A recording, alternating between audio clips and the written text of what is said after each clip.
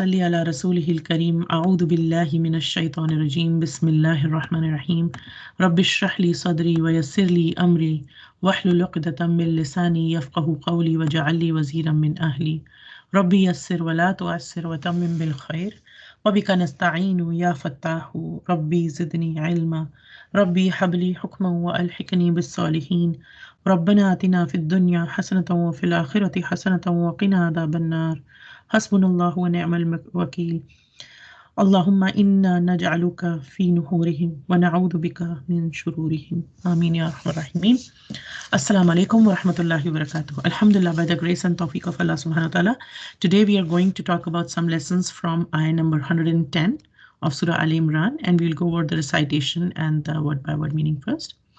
أعوذ بالله من الشيطان الرجيم بسم الله الرحمن الرحيم كنتم خير أمة أخرجت للناس تأمرون بالمعروف وتنهون عن المنكر وتؤمنون بالله ولو آمن أهل الكتاب لكان خيرا لهم منهم المؤمنون وأكثرهم الفاسقون.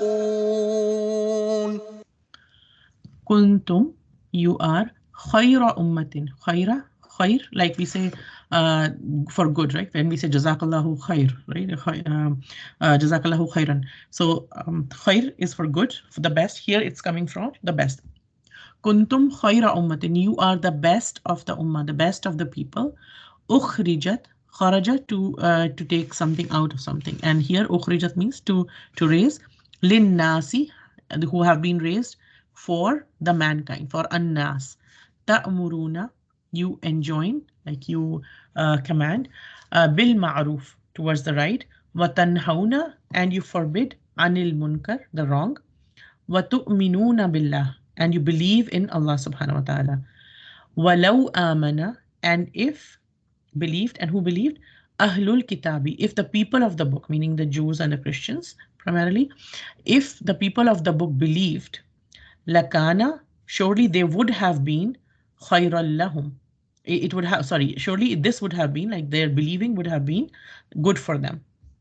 Minhum, amongst them, meaning amongst the people of the book, al-mu'minuna, amongst them are the believers, wa aktharuhum, but most of them, akthar, most of them, but most of them are al-fasikun, are defiantly disobedient, right? So here Allah subhanahu wa ta'ala is telling us that you are the best ummah ever raised for the mankind.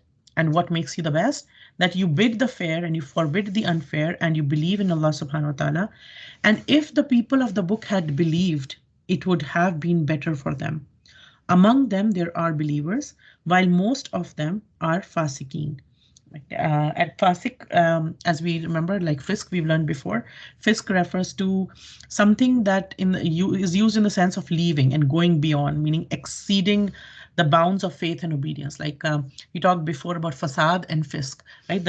Both are like corruption and disobedience and everything, but fasad is something like if we take an apple and the apple might look good from outside or might look rotten from inside, it could be anything, but inside it is rotten. That's fasad.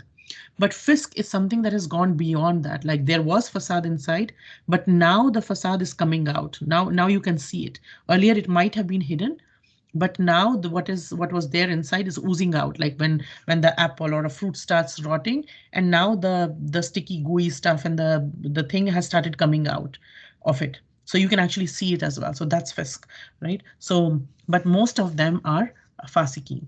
Right, so first, when Allah subhanahu wa ta'ala says you are the best ummah, and ummah here, we know that ummah comes from the root word hamza, mim, and mim, and it's not the same. It's a group of people, but it's not a group based on the same race or the same language or the same culture.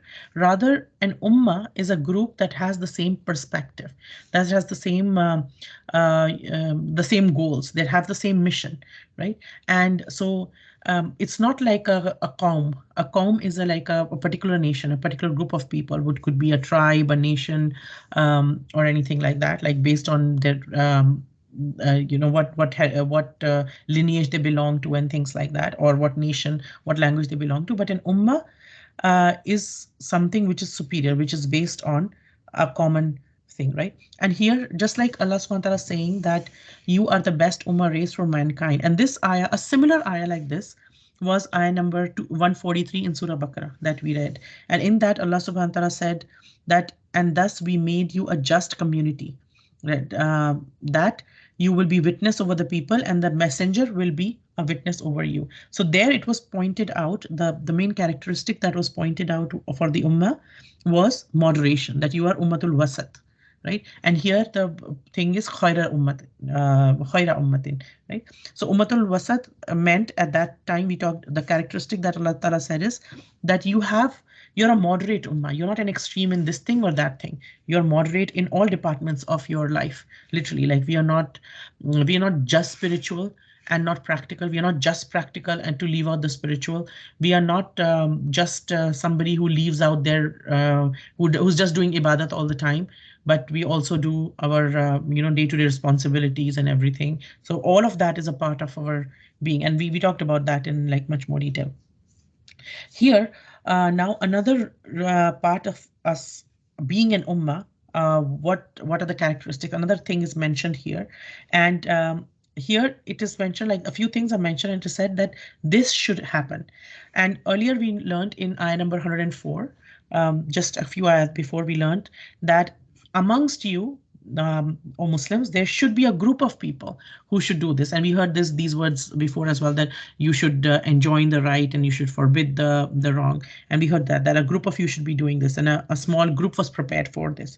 Now it is being said to the whole ummah, right? And another meaning that is taken of ayah number 104 as well, we talked about that the people from you, min, which was used from, it can also be used as bayaniya, meaning that you guys, that is to say that you guys should be doing this, right? So it could be taken that way too. But anyway, in this ayah, Allah Ta'ala is telling us that it is the whole ummah. So every child of Muslim ummah, every person who's either born in a Muslim family or he or she reverts and becomes a Muslim, doesn't matter what, when and how, at what age and what situation you become a Muslim, but every person of this Muslim ummah has been given the responsibility of these things, of enjoining the right, forbidding the wrong, and believing in Allah subhanahu wa ta'ala, failing which he or she will not be fit to be called the ummati of the Prophet sallallahu alaihi wasallam. Right? So it's like really something really important, like it's like critical, because Allah Ta'ala is saying that to be a part of the ummah, you're doing this, right? So it's almost like we pay attention to it. Okay, what is it? All right. So, and the word here Allah Ta'ala uses kuntum, and if taken in the meaning of past, it could mean that you Muslims were the best ummah until you used to do these things, right? So a lot of times we see that there are a lot of Muslims today, unfortunately, who are not doing these things, who want to just be popular, or like they go with the culture and they say things like, when in Rome, do as Romans do, or like people who will change their names from Muhammad to Mo. They will be like, they don't want to be recognized as Muslims, even let alone joining the right and forbidding the bad, right? Like, or people would take off their hijabs or shave off their beards, and they don't want to be known as Muslims even, right? So what Allah Ta'ala is saying is, like, if you do these things, if you don't do this, then you are not the best then. Yeah, like the purpose of you being the best of people, the best of ummah, is for you to be doing certain things, right? And another opinion here is that kuntum is used like in a past sense, but it is used more as a past continuous sense, meaning like you have been, right? So you have been in something that is permanent. And when a past continuous tense is used, it's almost like something that has always been there. So some scholars, what they have done is they've used it as that it could be used as a way of connecting us to all the previous prophets and their legacies and their prophets and their true followers and their the people who truly followed the teachings of the prophets of their time, right? So they all stood for the same values that we also stand for, that we all stand for the same values of worshipping Allah subhanahu wa ta'ala alone, of not setting up any partners with him, of doing good in the society, of preserving the rights of the people who are vulnerable in the society, of not letting the people who are motivated by their greed, even if they're powerful, to not step back and say, you know what, I'm going to like just take a step back just because I don't want to be in the trouble. Hikmat is another thing, but to not even feel wrong about that. that becomes a problem, right? So now when Allah Ta'ala is saying kuntum khaira ummatin, just by that word kuntum, using that word, Allah subhanahu wa ta'ala is almost like connecting us to a much bigger group that has always been there, with different prophets, all the prophets and their true followers. And also what he's telling us is that we are the final link in this chain. So this whole chain of believers and prophets which have been there, there have been links that started from Adam alayhi salam and then continue to all the prophets and believers and everything. And this final link of the Prophet Muhammad sallallahu alaihi wasallam, and we are the final link in this chain. And Allah subhanahu wa ta'ala says, you are the best link. To be the final link, you were the best link, right? So Allah subhanahu wa ta'ala has chosen you. So Allah subhanahu wa ta'ala, every single person actually of this ummah, Allah subhanahu wa ta'ala has chosen us. He has picked us. He has chosen us. And so there's a lot of honor in this, that Allah ta'ala has chosen us, right? And another way here is that another way kuntum could be used is a certainty that you are. There's a ta'keed in there. There's an added emphasis in there.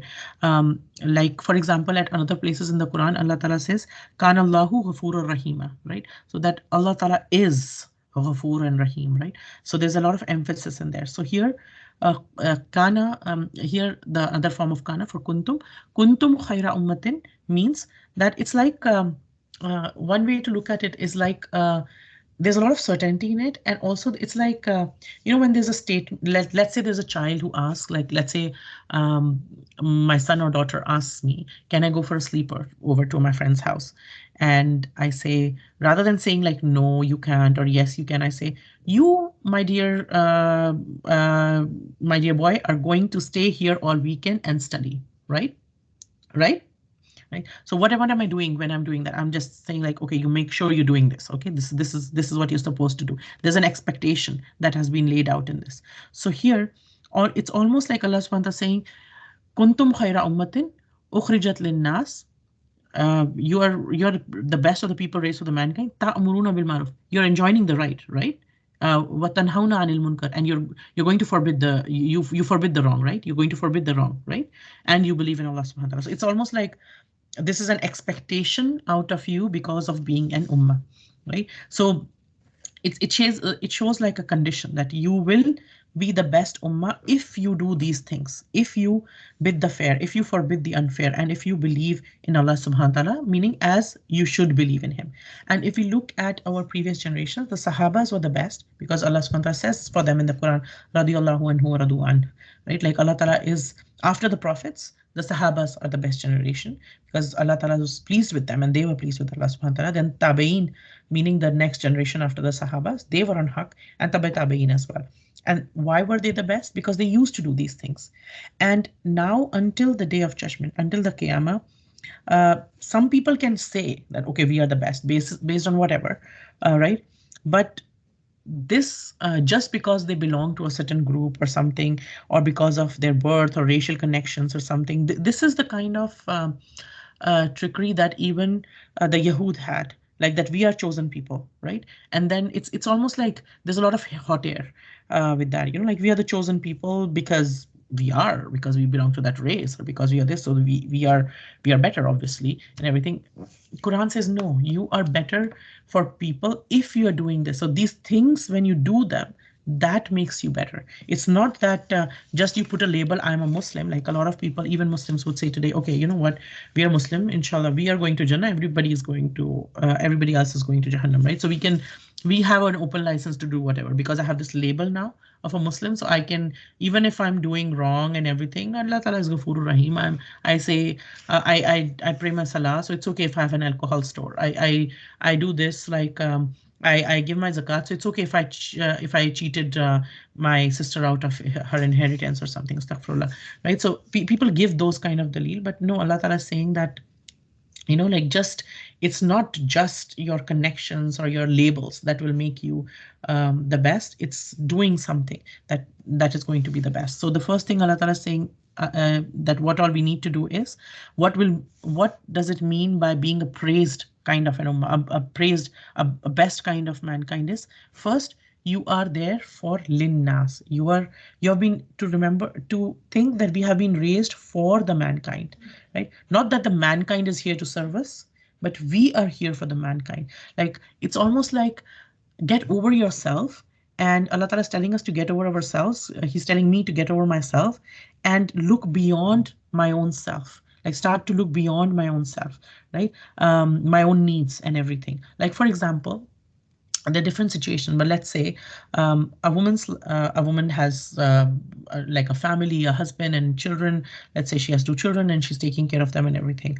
But Alhamdulillah, what happens is, let's say the husband passes away. Now the kids are small, and now the people say to this wife, this mother, that you know what, now you have to live for them, you have to be extra for them, you have to be, your husband's no more on the scene, so you have to kind of be both the father and the mother for them. You have to do a little bit extra for them. You have to be there for them, right? So this woman's life is not the same as the life of another woman who's living under the protection of her husband, who's like taking care of their finances and taking care of their other needs, and who's very active in the family, who's like running around with the and taking care of the children's like emotional, physical, other needs as well. So her life becomes very different, right? She has a added responsibility, right? So just as an example to understand that there's an added responsibility. So Allah subhanahu wa ta'ala is giving a message to the Muslim ummah that you have not been sent to this world. You have not been chosen and sent to this world for the purpose of like eating and drinking and making parties and having entertainment and everything. That is not your purpose as being a Muslim ummah. Your shoulders have a heavy burden, have a heavy responsibility. You have like this thing that you have got without even asking for it. This wahi that you're learning, this thing that you're learning, you have, Allah Ta'ala is giving you guidance. But now what is your job? Your job is that in humanity, there are people around us. There are people whose souls are hungry for guidance. They are inside, they're dying out of there, they're crying, their souls are crying, and they're literally restless for guidance and everything. They need guidance and everything. So our job is to take guidance to them. Our job is to help take Allah's message to them, right? And so if today we ask a lot of Muslim people, we ask like, okay, why has Allah subhanahu wa ta'ala sent us or made us Muslims? They will say, a lot of people will reply, no, like to pray salah, to do hajj, and to like give zakat and everything, and then like go for Jummas and this and that. Like a lot of people say these things, right? But very few people will actually say these things which the Quran teaches us. No, these are also a priority, if nothing else, right? And when we don't understand ourselves, then how are we going to tell others, right? Because a lot of times we don't learn these things that commonly when we that like and if we look at a lot of us, and this is a reminder to myself before anybody else, that if a little bit of pain comes to us or a little bit of hardship comes to us in our own thing, or we have to give some certain extra sacrifice at a personal level, we just become like so weak, and we become so like we are not able to bear it almost, right? And we are not able to handle that even. Then how, if we have not even gotten past that, then how are we going to take further steps to be the ummah that Allah Ta'ala wants us to be, right? So Allah Ta'ala is almost telling us that just by this phrase, ukhrijat linnas, and that's the beauty of the Quran. In a little bit, they say the best of the speech is which says a lot in a fewer words, right? So like for us, to explain something, we need words and words and words. We always we would go over time limits. We give speeches, we go over time limits. We're trying to teach something, we go over the time limits and stuff like that. But subhanallah, Allah Ta'ala's speech is Allah Ta'ala's speech. He says, like just in 2 words, there's a whole like ocean, which is there in just like sometimes even just letters, right? So here Allah Ta'ala is saying, just with this, Allah Ta'ala is telling us that why have you come to this world? Just think about this. Why have you come, right? And when we think about another thing, we think about linnas is when Allah Ta'ala talks about other nations in the Quran, He complains about them and He says they did not warn each other, right? So their job, when we study that, their job wasn't actually to warn everybody. Their job was to warn each other amongst themselves within their groups, right? It is us as a special ummah. This ummah, there's a lot of fazilat, lot of qualities of this ummah that have been highlighted in the Quran as also, and also in the Hadith. But we'll talk about a few of them today. So for us, one thing is that we are there for all of mankind. Our job is not just to warn people who are Muslims only. We cannot stay in our own bubbles, right? And even though we try a lot to stay our own bubbles, and earlier nations did that. Other people of the book before us, they have done that. Like Allah Ta'ala, when we look around, we see that they stayed in their own bubbles. And then what happened was, because they stayed in their own bubbles, they didn't interact with others. They developed this kind of superiority complex that, okay, we are a big deal. And they had a lot of corruption. A lot of corruption developed as well. Like in your own community, there was no amar bil maruf, no nahi anil munkar. They're not telling the right thing, or they were not stopping anybody from doing wrong and everything. But at the front of it, they still appeared very religious, and they were very satisfied with themselves, right? And this disease has seeped in a lot of in our circles too, a lot in Muslim circles too, right? Because that's what we do sometimes. But here what we are learning is we cannot isolate ourselves. Believers have, and if you look at, like, sometimes people say, you know what, like, I want to live in a Muslim community, or I want to live in a Muslim country, or I live in, like, even when I'm living somewhere, I want to live in just a Muslim neighborhood so that I don't have to interact with anybody who's not a Muslim and this and that. But that is not what Allah Ta'ala tells us. He said, if we look at the history of all the prophets, and even the Prophet Muhammad Sallallahu Alaihi Wasallam, or we look at Ibrahim alayhi salam, or Nuh alayhi salam, or Musa alayhi salam, there was a lot of, believers have always been in minority, right? In throughout, like in Makkah, believers were in minority. Even in Medina, actually, when the believers went, they were actually in the minority only. It's towards the end that they became the majority, right? Ibrahim alayhi salam, he was alone, a single person ummah, right? So it was to begin with, right? So we cannot, first of all, we are there, we have to understand, as an ummah, we are here for the whole mankind. We are not just here for ourselves. We cannot be just satisfy ourselves because it is the command of Allah. We are here for the mankind, right? And um, and why have we been made this khaira ummatin, like this best ummah? Why is Allah Ta'ala calling us this best ummah? And He's given us all these benefits. And we learn a lot of these benefits as we go along, that so many things that Allah Ta'ala has done for this ummah that He didn't do for anybody else, right? And just me and you being a part of this ummah, it's a huge honor.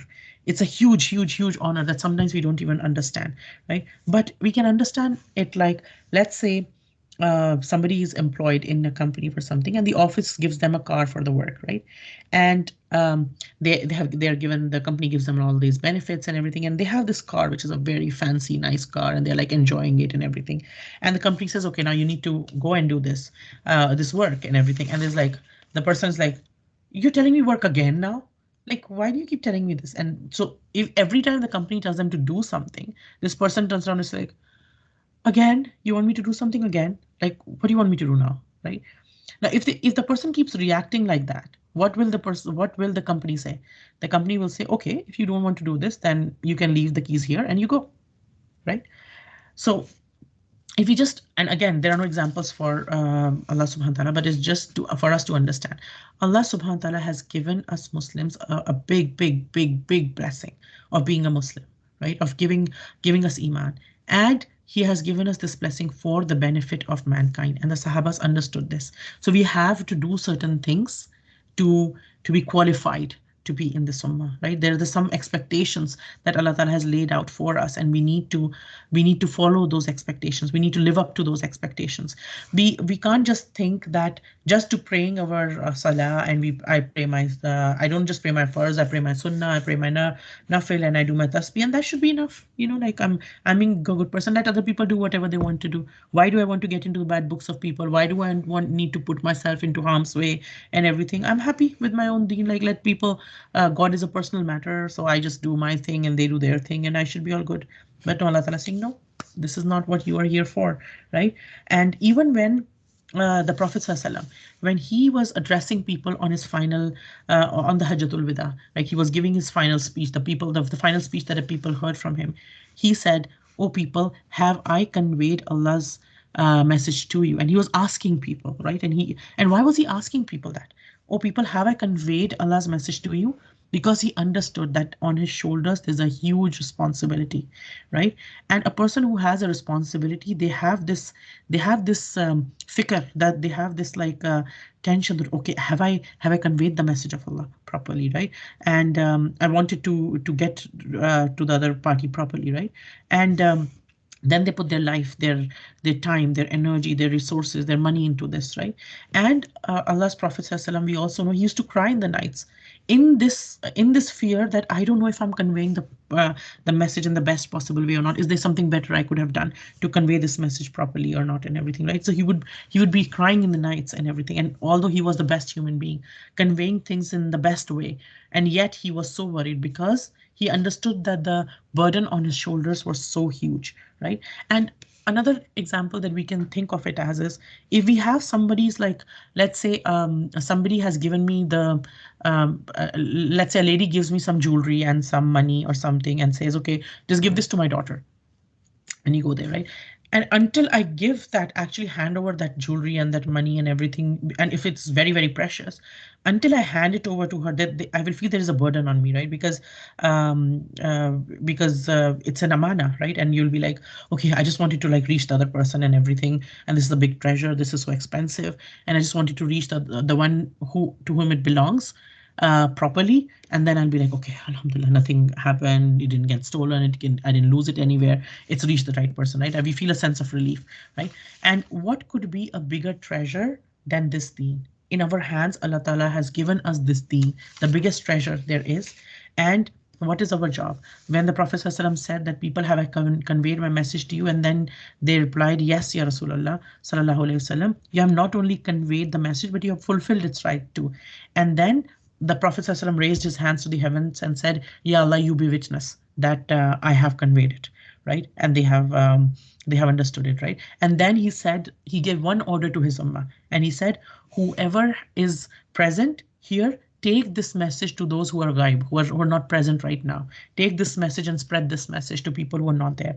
And he just said once, but the Sahabas understood it. So after the Prophet ﷺ passed away, actually within a few days, Medina became empty, right? Like it's like if we were there, we would be like crying and we would be holding on to the this belonged to the Prophet ﷺ, and they loved the Prophet ﷺ more than we could ever think of any kind of love. Like they loved him more than their own families, more than their own selves. Yet they were not sitting there singing nasheeds or like just like kissing his like going to his grave and crying all the time and everything.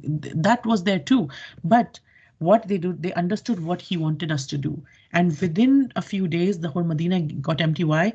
Because the Sahaba said the Prophet ﷺ had asked us to do this. He gave us a mission to spread Islam, and we have to go out and do this. We cannot just be happy with, okay, I'm in a good place, I got Islam, so that's it, right? We are here for the people. We have to take this message to the people, right? And the one who understands this commitment, this responsibility that we have, that person, we cannot sleep just carelessly, right?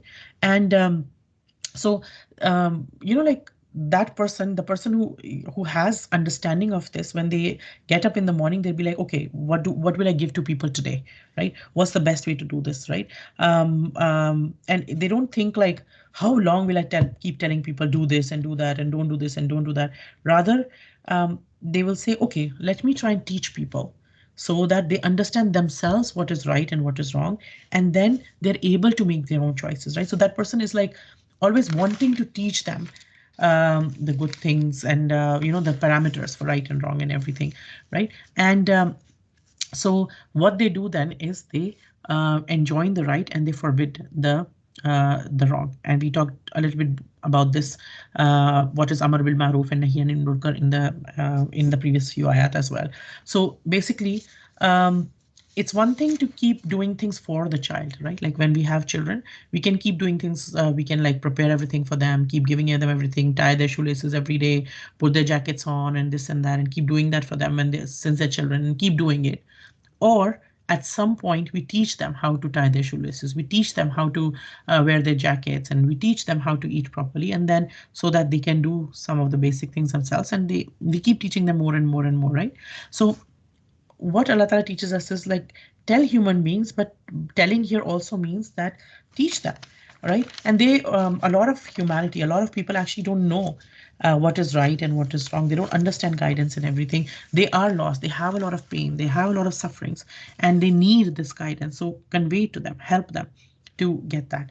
And then Allah Subhanahu wa Taala says right after that, وَتُؤْمِنُونَ بِاللَّهِ. And these people, they believe in Allah Subhanahu wa Taala. So all honor and excellence in the sight of Allah Subhanahu wa Taala rests on what? Rests on genuine belief in Him, genuine belief in Allah Subhanahu wa Taala. And if you think about it, belief in Allah has been the common factor between all past prophets and communities. But the degree of perfection in belief has differed, right? And the degree of preference given to this ummah of the Prophet ﷺ has a class of its own, right? It's like like it's so much more than the previous communities and everything, right? There was no other prophet in its name, for example, that was like, we believe in all prophets, like we don't differentiate between the prophets, but there is a difference in the darajat of all the prophets too. Like the Prophet Muhammad SAW is the imam, was the imam of all the prophets when he led the salah before at the time of Isra wal Miraj, right? So uh, the belief in Allah, what does it do, right? First of all, we need to solidify our own belief in Allah, our own iman in Allah subhanahu wa ta'ala. Only then we'll be able to do the bidding of good and forbidding of unfair, right? Otherwise, we won't be able to do it, because like every time somebody tells us something, or somebody just brushes us off or tries to stop us or threatens us or something, we'll be quiet and sit down, because like we'll be like, oh, I don't want harm to come my way. But if my belief in Allah is really, really strong, what will happen is, and remember, Allah Ta'ala said to me that Allah Ta'ala told me that no one, even if the whole world gets together, all the mankind and all the jinn get together, nobody will be able to harm you to the prick of a needle unless Allah has willed so. And if everybody wants to benefit you, then the whole world comes together. They will not be able to benefit you unless Allah has willed so, right? So what a believer believes and understands, and their belief is very, very strong, is no harm and no benefit is going to come to me without the will of Allah subhanahu wa ta'ala, right? So they become fearless in a way, not unwise, not stupid. They don't put themselves in harm's way, but they have a courage inside. They are not like they'll not be silenced just because somebody feels that they cannot be like that, right? And so, for example, when a believer sees something wrong, they're working in an organization, they see something wrong happening. Let's say they're working in a research facility and they're researching a vaccine. There's a lot of throughout the years, like last few years, there've been a lot of study about the harmful effects of this vaccine. And then all of a sudden, there's this new research which talks about the benefits of it, and people are, what they're doing is they're pushing under the covers the previous research and just taking about the new research forward, just partially putting this new research forward because they're going to make millions of dollars out of this new vaccine. And the person who is the Muslim who's there, who believes in Allah subhanahu wa ta'ala, who believes in Amr bil Maruf Nahi Anil Munkar, they will almost be like a whistleblower. They'll have to stand up because they believe in Allah. They cannot not stand up because Allah ta'ala expects that. And yes, when whenever we make something of our akhirah, like whenever we invest something in our akhirah, like one of the scholars said, if you buy something of the akhirah, you will lose something of the dunya. It is not possible. You cannot take both. You'll have to choose. There'll be times in your life you'll have to choose, right? So, and if at that time you choose your dunya, then you lose some akhirah, right? So you'll have to make that choice, right? So do I be the whistleblower now? Do I be the person who stands up and say, no, this is wrong, we cannot do this? Or do I just go with the flow because like I'm, like I don't want to be in the bad books of anybody. And of course, if I do that, all these people will become my enemies, and then I'm not going to be, like supported in my profession and everything. And I might lose some money, or these people are going to, like, if I stand up and say, look, we can't treat our customers like that. We can't treat our clients like that. Then these people will these people will not like me anymore, and I'll have all this opposition and everything. And yes, we will have some. We will face some losses because we stood up for the truth. Allah subhanahu wa ta'ala didn't tell us that you won't face any losses. We will face losses, some of the losses, but then we have to make a choice. And our belief in Allah will help us to make the right choice, right? So without having a firm belief, this work cannot be done, because this is not for the faint-hearted, right? This is not something that we can just cruise our way through and do it only as long as it's comfortable, right? We'll have to be engaged in this kind of activity, right? And another part is that doing this is a part of iman. Other interpretation is that this is a part of iman.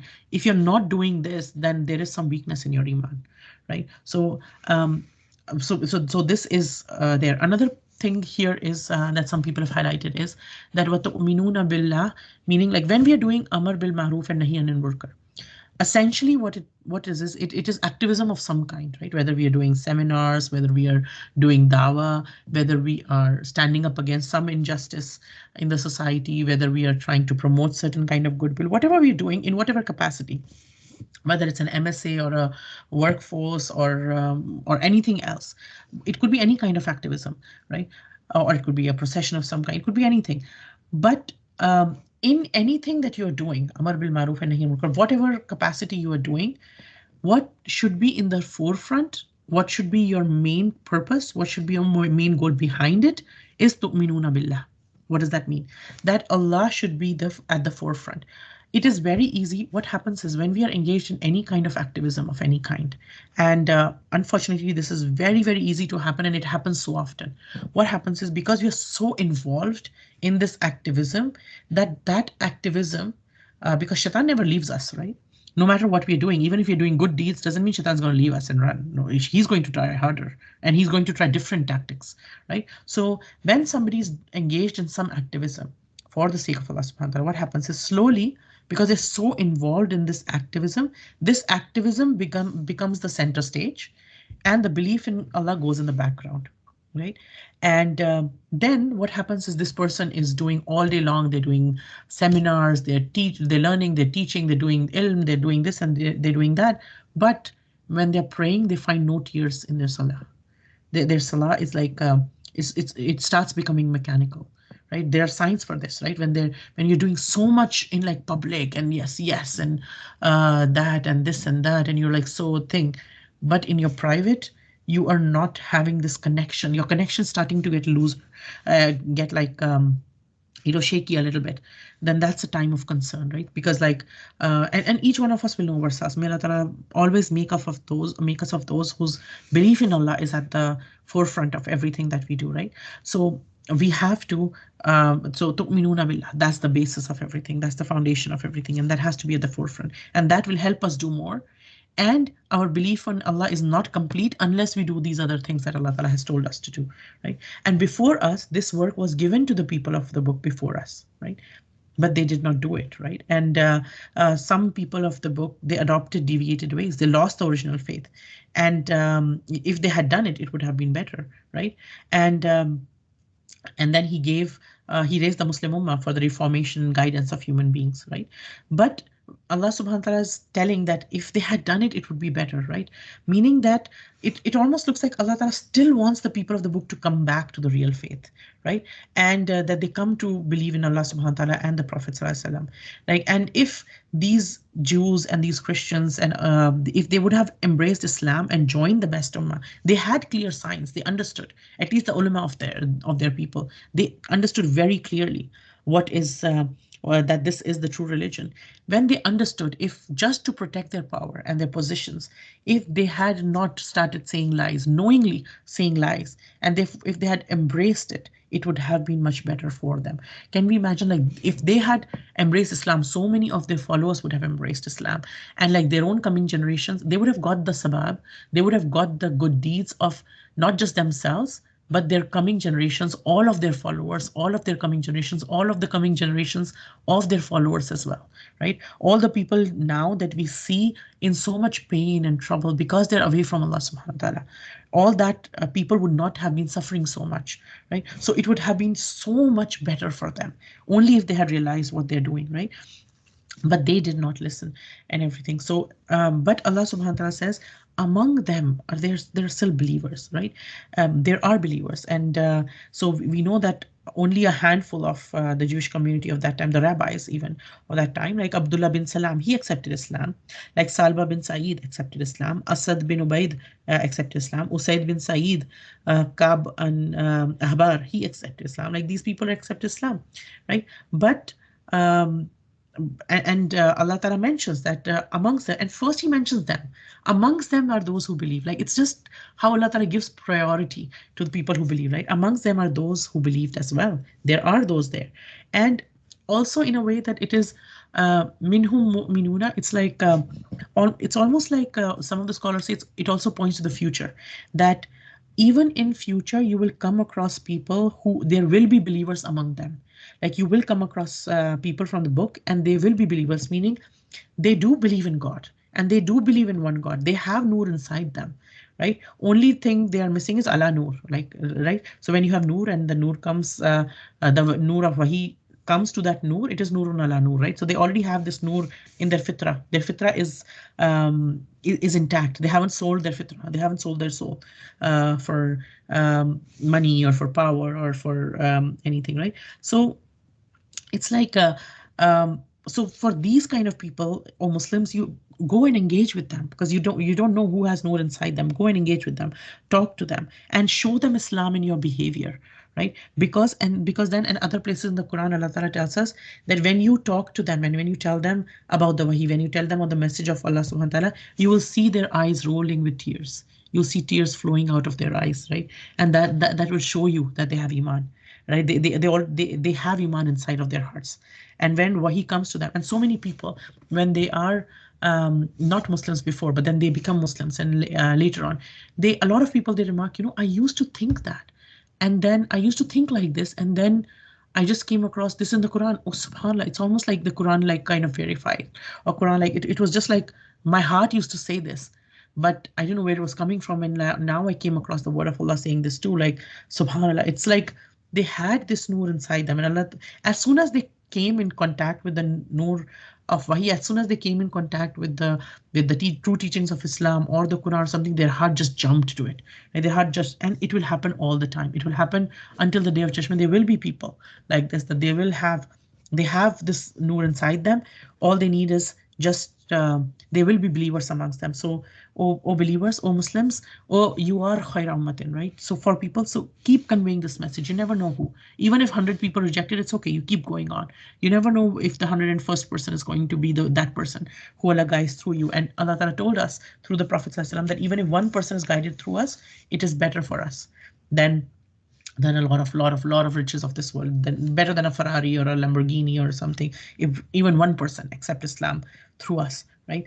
And then Allah Ta'ala says that yes, a lot of them are believers, but um, a lot of them actually, that some of them are among them are believers, but a lot of them are fasiqeen, meaning they are like they say something but they don't follow their own commands. They command people to do this and that, but they don't follow it themselves.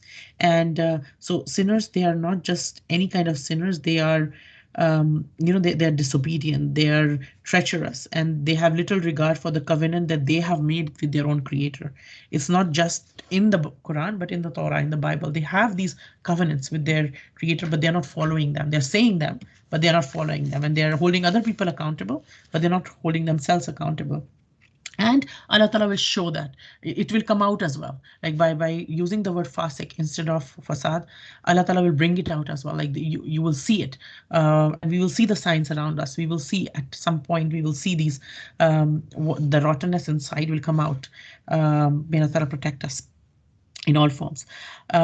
So what Allah Ta'ala is teaching us here is that remember that you have got this, but it's not only you who've been the khair ummat and who've got this job, this work that Allah Ta'ala has given you. There were people before you who were given this job, and some of them did it really, really well, like Ibrahim alayhi salam, like the true followers of Isa alayhi salam, the true believers of different kind, the Sahabas, all the prophets, everything. There are people who did it really well. There are people who really messed up and everything, but now it's given to you. So let's see what you do with it.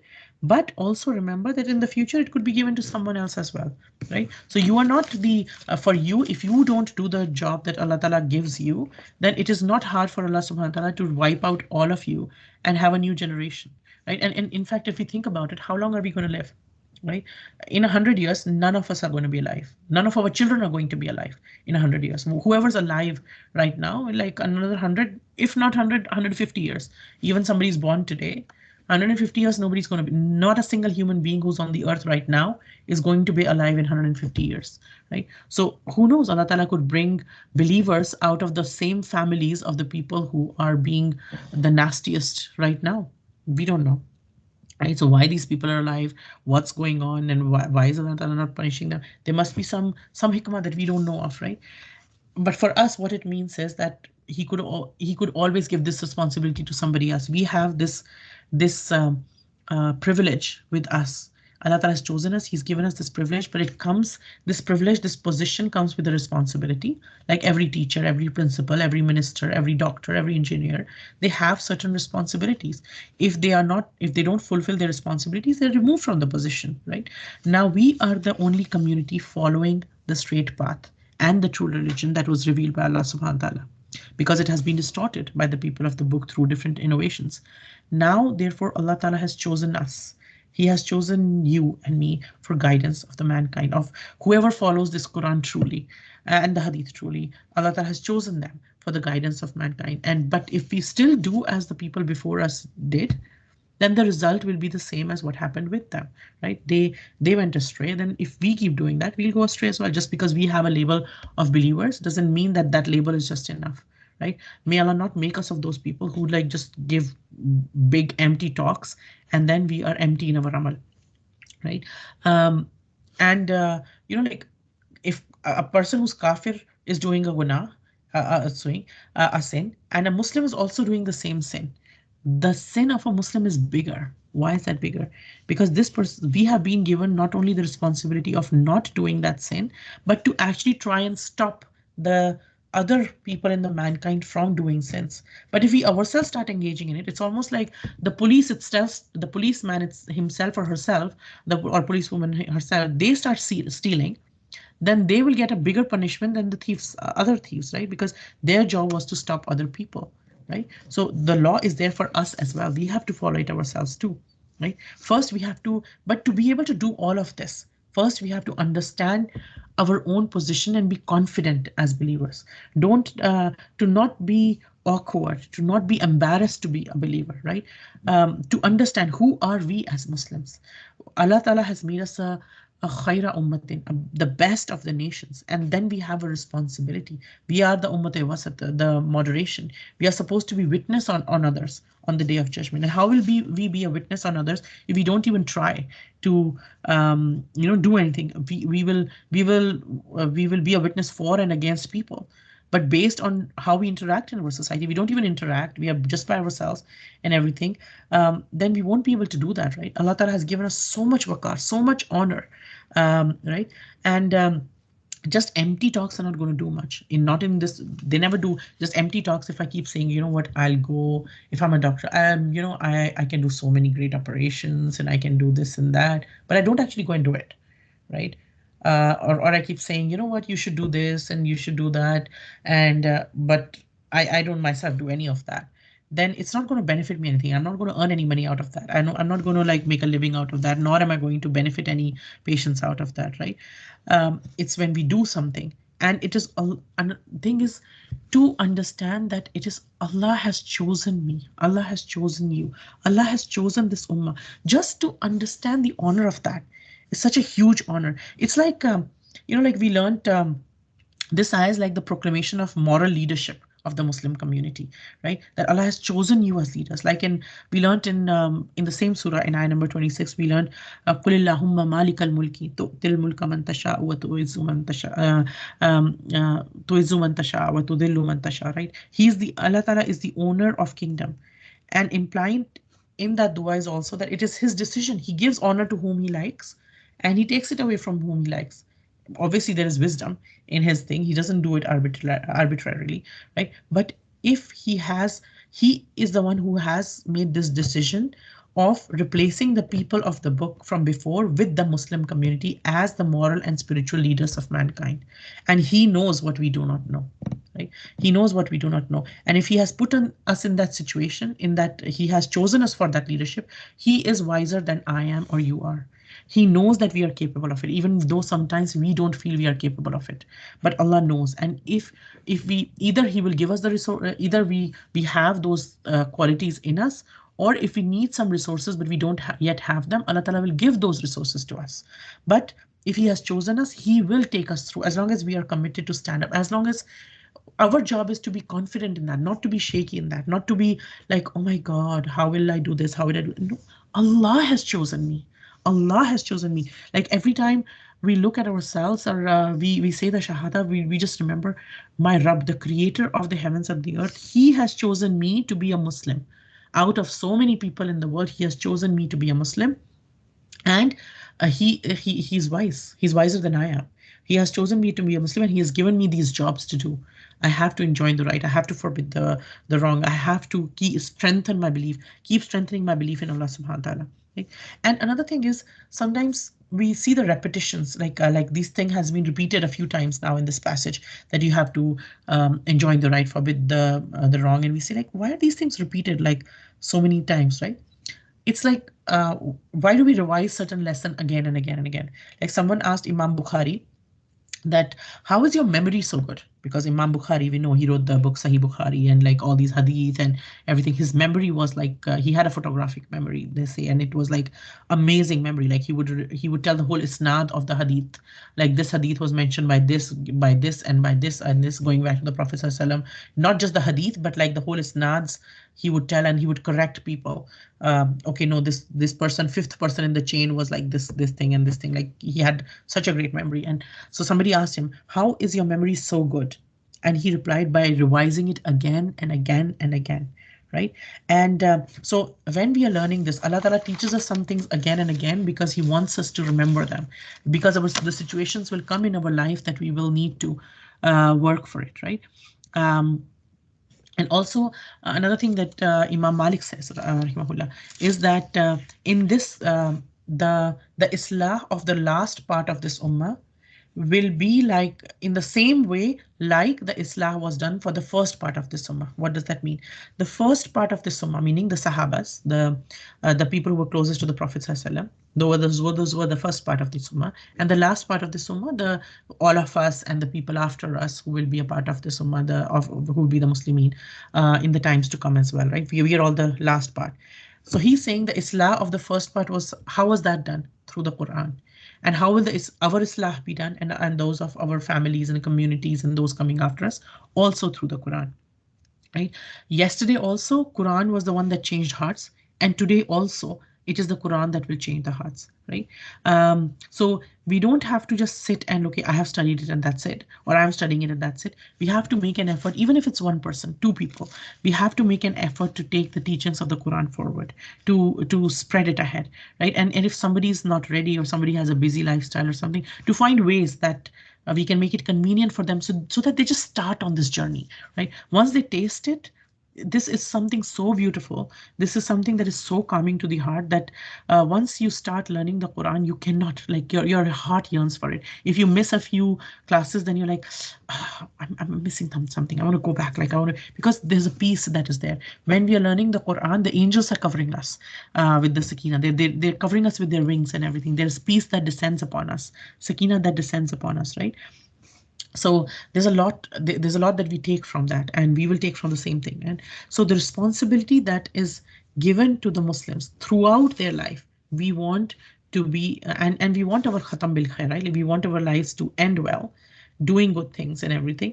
And how will that happen? How will we want our lives to end well when we spend our whole life like that? Because death can come anytime, right? So we spend our whole life doing the things Allah asks us to do, then inshallah our last part of our life will also come in that way, right? And we are not calling ourselves the best ummah, right? Unlike other people, we don't call ourselves the best ummah, but the Quran is calling us the best ummah in this ayah, right? And the Prophet ﷺ told us to the effect that there are some fazilat, some things that Allah subhanahu wa ta'ala has given to this ummah, to him and his ummah, that no one received before him.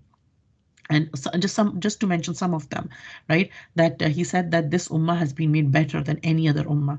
And he said that to the effect that in this ummah there shall be, right through to the day of doom, there'll be a group of people always in this ummah which will remain firm and stick to the task of bidding the fair and forbidding the unfair. He also told us that from his ummah there will be 70,000 people who will go to Jannah without any hisab. And then, and their faces will be like the full moon. They'll be like lit like the full moon, and they'll go to Jannah without any hisab. And then the Prophet ﷺ told us that he asked Allah, Ya Allah, please increase the number. Subhanallah, he loved us so much. Yeah, he said, Ya Allah, please increase the number. And then Allah subhanahu wa ta'ala said, okay, with every single person of those 70,000 people, there will be 70,000 more people, right? And subhanallah, Allah Ta'ala makes our Prophet ﷺ happy, and subhanallah. And the Prophet ﷺ said that the people of Jannah will have 120 rows, right? Safi, and then out of those 120, 80 will belong to this ummah, right? And several past communities also, we know that they did not have jihad as a religious obligation. They had the mission of Amr bil Maruf and Nahi anil Munkar, but by the heart and tongue only. Right? This ummah has the third option of bidding the fair and stopping from the unfair with the power of hand as well, which includes all sorts of jihad. Right? Obviously, we have internal struggle, we have enforcing Islamic laws through the government and the organizations, and at times even armed struggle will have to be there too, right? Obviously, there's a time and a place and an organizational level and everything to be done, but there are those two, right? The battles and everything is also the reality of life. Another thing is that the Prophet ﷺ told us to the effect that you guys, what if you guys would be the 1/4 of the people of Jannah? And the Sahaba said, Allahu Akbar. And then the Prophet ﷺ, rather you would be 1/3 of the people of Jannah. And the Sahaba said, Allahu Akbar. And then he said, rather you will be half of the people of Jannah. And the Sahaba said, Allahu Akbar. And then he said, you know what, rather you will be 2/3 of the people of Jannah, meaning the majority of people in Jannah would be from this ummah, right? And in another hadith, he told us that we are the people who have come. This ummah is the last ummah. It has come at the end, but we will be the first to enter Jannah, right? And until the Prophet ﷺ enters Jannah, it will be haram on the Anbiya. Like no other Anbiya, no other Prophet will enter Jannah before the Prophet ﷺ, right? And until the Ummah of the Prophet ﷺ has entered, no other Ummah, the entry to Jannah would be haram on any other Ummah, meaning no other Ummah will enter Jannah before the Ummah of the Prophet ﷺ, right? And to be a part of this Ummah, this beautiful, blessed Ummah, for whom the whole earth has been made into a masjid. We don't have to go to a synagogue and pray. We don't have to go to a certain place and pray. We can pray anywhere, right? And we've been given the gift of wudu. We have been given the gift of tayammum, which was not given to anybody before us, right? Now, for all these benefits, all these beautiful things, none of us actually made an application to Allah subhanahu wa ta'ala and said, okay, I'll do this, and everything. But Allah ta'ala gifted us this, the part of being this ummah, right? None of us has like it is not none of our good deed that got us there. So no, like it's not. It's not something like so awesome or special that like Allah Ta'ala had to give me that, astaghfirullah. But it was a gift from Allah subhanahu wa ta'ala, right? And it is the closeness to the Prophet sallallahu alaihi wasallam that gives it so much fazilah, that the Prophet ﷺ used to cry whole night and pray for each one of us, for me and for you. He used to cry all night and pray for his ummah. Ya ummati, ya ummati, right? And we have got so much fazilah, which also means that with every additional like with every additional power comes every additional responsibility as well. And Umar radiallahu anhu, he said at the time of Hajj, after he read this ayah, he said that whoever of you likes that they are part of this khaira ummatin, then they will have to fulfill Allah's conditions regarding this. Meaning, whoever fulfills these three conditions, bid the good and forbid the bad, and keep the belief in Allah subhanahu wa ta'ala strong and at the forefront, is from the khaira ummatin. And whoever doesn't do this has no relation with khaira ummatin. Like you can call yourself whatever, but you're not doing the job you're supposed to do, right? So this status of honor depends on the merit, the qualification, fulfillment of certain obligations that go with this position, right? Without doing this work, we cannot be a part of this sunnah, right? So when we understand this, then we don't like, okay, is it sunnah to do this? Should I do this or not? And everything, like all these debates end when we understand the ayat of the Quran, that what is Allah Ta'ala telling us here, right? And Amar, as we learned before, has many stages and many forms. Amar could be like, it's not just ordering somebody.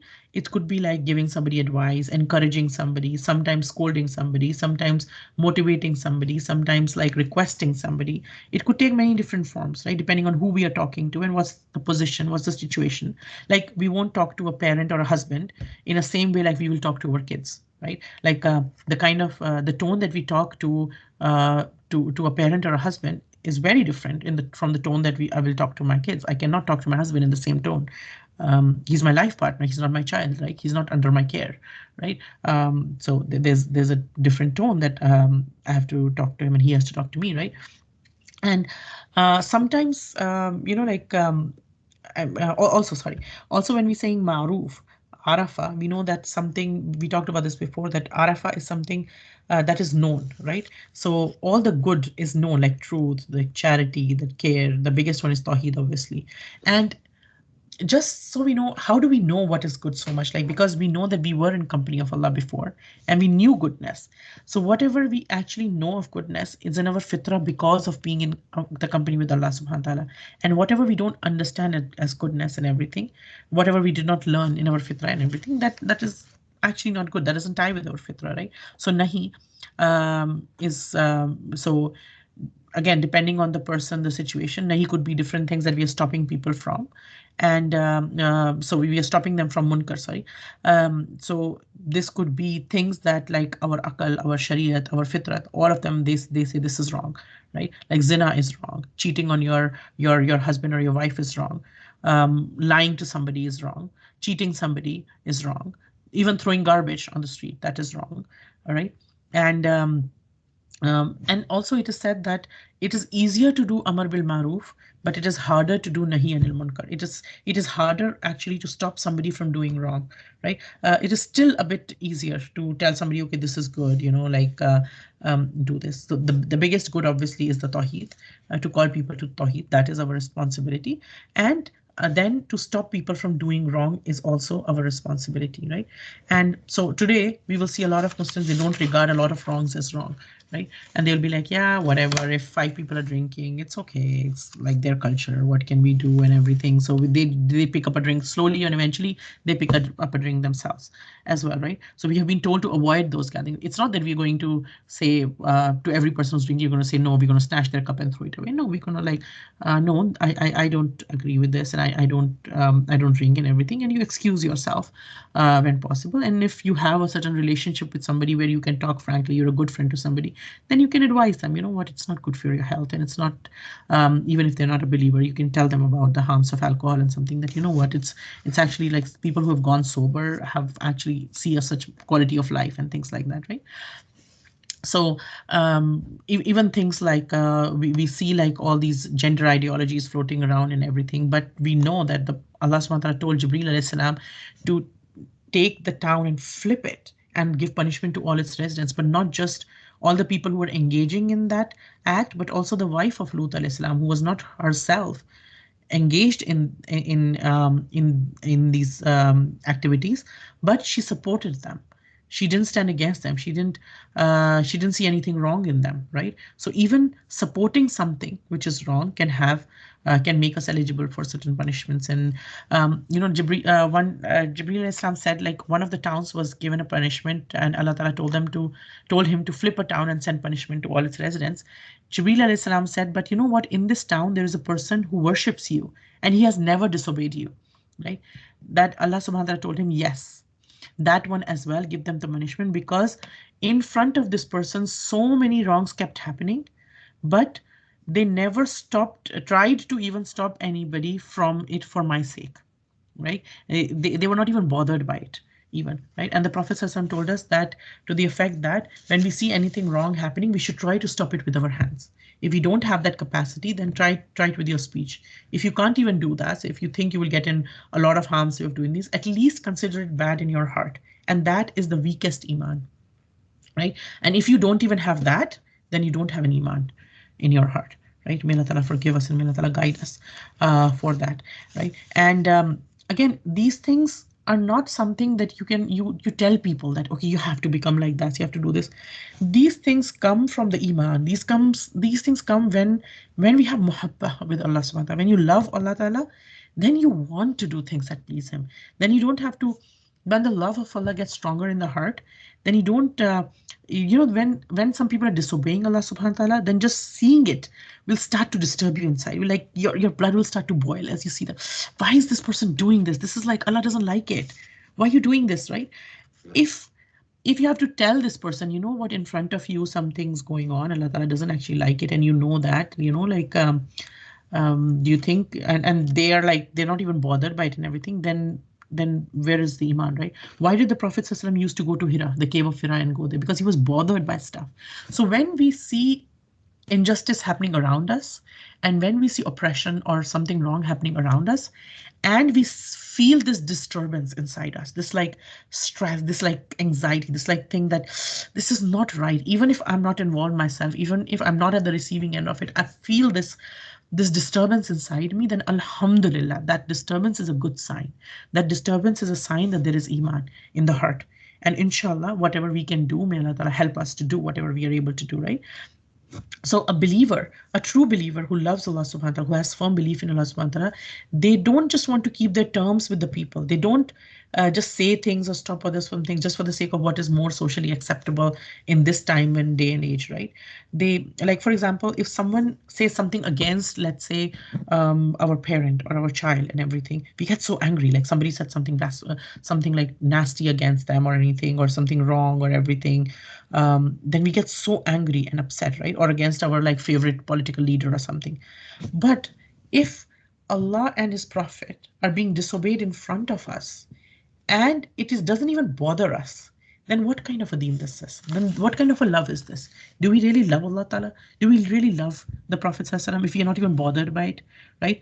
And like so what we learn is whatever position we are in, we should take whatever we can do in that position. Some of us are heard more in our families because maybe we are more educated, or maybe Allah Ta'ala has blessed us with more financial means and everything. It's a nature of human society that people would generally like look up to that person and listen to that person more, rather than a person who is, let's say, they're not so good, doing so well financially, and their education is like mediocre or something. Other people be like, yeah, okay, why that person not so successful? Why should I listen to them, right? So we are at all different positions. Allah Ta'ala has hikmah in what position He's given to each of us. That's a test as well. So we should utilize whatever position we have. If Allah Ta'ala has given a certain position, then utilize that position, right? And also one thing is to understand, because saying the haqq will never bring death nearer to me or you than it was supposed to be anyway. And saying the haqq will never restrict our risk in any way.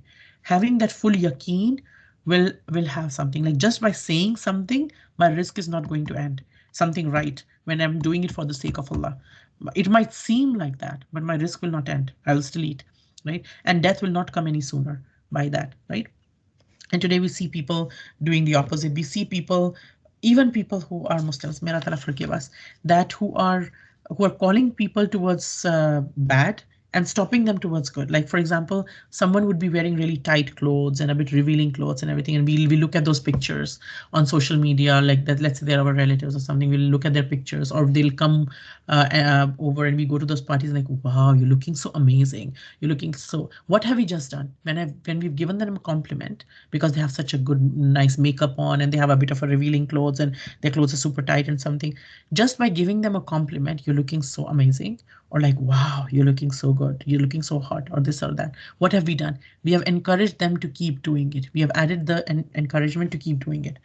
And when somebody comes in front of us wearing hijab, it's like, why do you want to do hijab? Why are you doing this, right? So what have we done by saying this? Like, we didn't do much. We just said this why, but just our tone of why is discouraging. And it's like, okay, I don't understand, why do you have to do this, so what we are doing is we are stopping, we're trying to, we become, even if it's 1%, we become a means of, so we should watch our, even if we ourselves are not yet doing something, but if somebody else is doing something which is a step ahead than us, or they're doing in some other way something good, never stop somebody from doing good, right? Today we stop people, there are Muslims who stop people from the Quran. Why? They're okay with somebody studying for medical, working day and night studying for anything, their medical examinations or this and that. But if somebody's studying the Quran, you're like, you're just sitting and getting fat. Are you doing something? Like, do something productive with your life. What are you doing with your life, right? We hear things like that.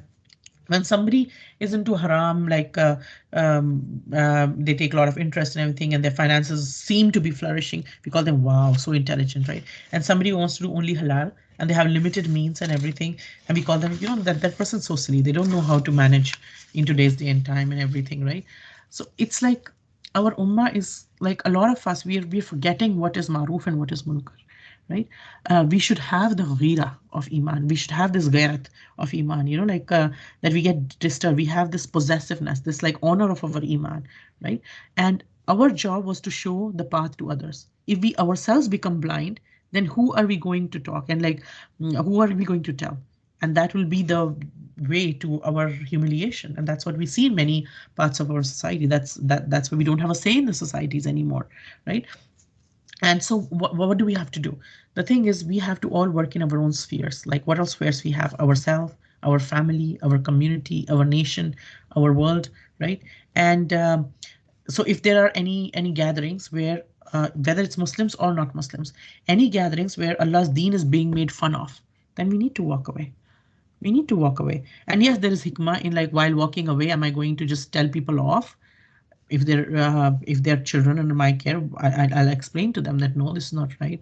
But if there are certain group of people that I cannot say anything, or my saying something will only make them say a bit more, when I have that wisdom, I'll just walk away quietly, make an excuse and walk away. But I will not sit and be part of that gathering, right? So what we have to take care of while doing these Amar bil Maruf and Nahi anil Munkar is we have to watch ourselves against pride.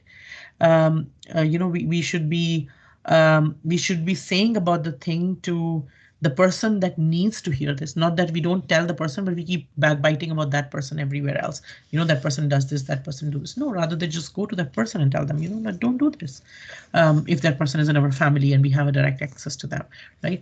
And we shouldn't like get angry and start cutting a lot of people off from our life, because then we are not being um, uh, we are not being khayra ummatin ukhrajat linnas. Like we are not doing for the people. Then if we keep cutting off people just because that person makes me angry and everything, or I can't stand him, or it's like, or I can't stand her, so I just like cut them off. No, like I can keep a safe distance, but I still keep trying in whatever way I can. And sometimes the way to work with certain people could only be making dua, because it's just like, let's say when we talk, it just doesn't, it just ends up into an argument or this and that. Then okay, I'll just make dua for that person. That person doesn't have to know I'm making dua for them.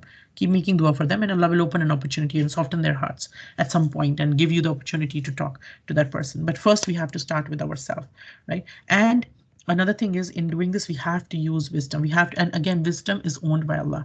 So we have to ask Allah for wisdom. We cannot create wisdom in ourselves by trial and error. Wisdom has to be from Allah subhanahu wa ta'ala. We don't have to take a stick and stand in front of everybody. Okay, this is Tawheed, believe this, or this is right, stop this and everything. It won't work. Sometimes it does the opposite. When we are too harsh with somebody, sometimes their ego will get activated instead of their fitra. And even if they wanted to do something, now they're not going to do it just because you said it. Right? Just because I've said it, because like I activated their ego, now they're not going to do it at all. And like, okay, she thinks I'm going to listen to her. No, I'm my own person. I'm not going to listen to her. Right? So it becomes like the ego, right? So we have to wake up ourselves, wake up others. Like it's almost like we can imagine there is a fire, and then we have to save ourselves, and we have to save our family members first and other people, right? But then we have to do it with wisdom, and we have to keep asking Allah for wisdom, when to say it, how to say it, when to be soft, when to be when to be firm, and things like that.